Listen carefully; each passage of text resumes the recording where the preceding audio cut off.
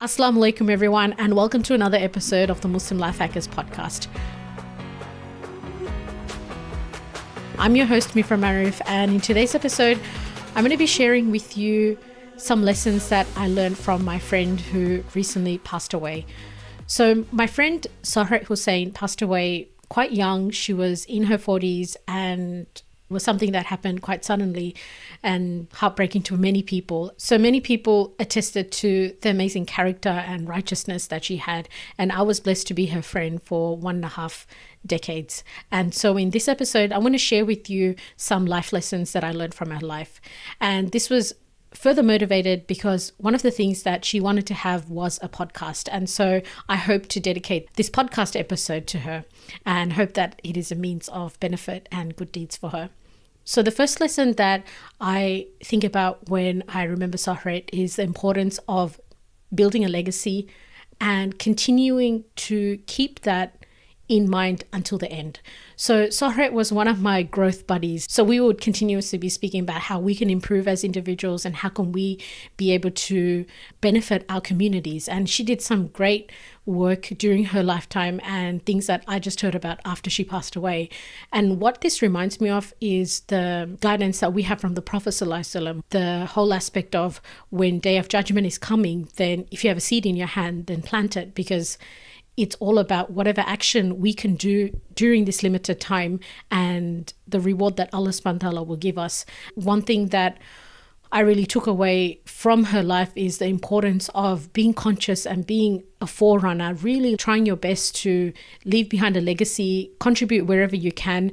And remember that a contribution is not just something that you just do when you're young, when you're at university, in your MSA or something, although that is a very golden opportunity, especially for the young listeners here. But sometimes it can be that we go through that phase and that is just a phase, and then we get busy with life, with career, and the whole contributing back to our communities becomes something that's in the back burner. It's not really a big priority.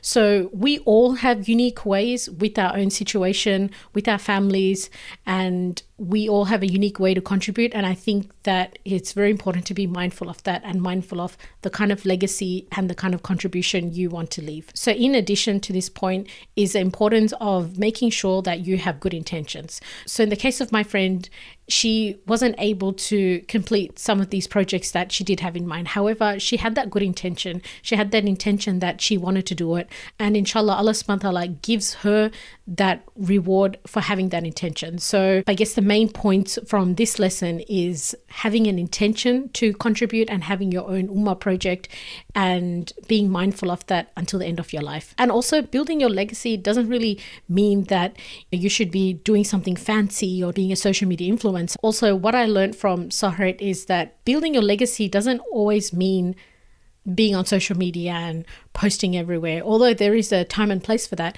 It also means just finding opportunities for good whenever it comes up. Like, for example, one of your friends gave birth, so you send food to them, or someone in your family needs help, or some young person needs some advice about careers, and just sitting down and just spending some time to mentor them. So we all have unique ways and we all have these unique opportunities that come up in our life. And once we set that intention that we want to build our legacy and we want to contribute and be a benefit to the people around us, then Allah subhanahu wa ta'ala starts opening up those opportunities. So the second lesson that I take away from Sahret's life is the importance of just leaving that which doesn't concern you. I mean, one thing that really stands out about Sahret is that she never really busied herself with talking about other people. And it's not something that's very common, because especially as women, we might find ourselves in circles in which people are talking about other people, or like people are involved in whatever's the latest news happening around people. But one thing with Sahret was she just focused on herself and the things that were in her control and how she can be a better person and how she can be able to benefit the community. So I think that is something that has to be said, and the importance of leaving things which don't concern you. So what happens when you leave that which doesn't concern you is that your mind starts freeing up. And your mind starts freeing up and you can fill it with things that are actually important to you. And that actually makes life more better and causes less headaches. Because the thing is, when you busy yourself what other people are doing and it doesn't really concern you, then it's just junk food for your mind. And so I would really encourage you to be mindful of that and see, what are you consuming? Does it really concern you? Or is it something that's not really needed in your life and is just taking up unnecessary space? Because the problem when we fill our heads with all this unnecessary stuff is that we don't have space for creativity. We don't have space to find out ways to improve ourselves and how to benefit the people around us and just live our best lives, really.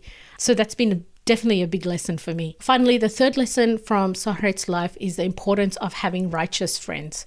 So when I mean righteous friends, people who love Allah subhanahu wa ta'ala, love the Prophet sallallahu alaihi wasallam, and wants to live their life in accordance to that. So really people who remind you of Allah subhanahu wa ta'ala. So the beautiful thing about having friendships with righteous people is that the friendship that you have doesn't just last this lifetime, but it lasts beyond that as well, in the hereafter, inshallah. So that's something that brings a lot of comfort to my heart, and there's such a beauty in that. And I would encourage you to take the time to audit your friend circle and not get rid of people, but be more conscious about your company that you keep or who you really let into your inner circle, and see if they are people who are righteous and remind you of Allah subhanahu wa ta'ala. Have you think about not just this life, but the hereafter as well. So there you have it. These are the 3 lessons that I took away from Soharet's life. Obviously, there are more, and I can't really limit the amazing things that I've learned from Soharet in just 3 lessons. But for the sake of this video, I just picked the top 3. Please do keep her in your du'as. May Allah subhanahu wa ta'ala bless her, reward her, and raise her up in ranks in the hereafter. She was such a beautiful soul. Many people loved her, and when she passed away, it was clear that she was a very special person. So thanks again, and I hope to catch you again in our next episode.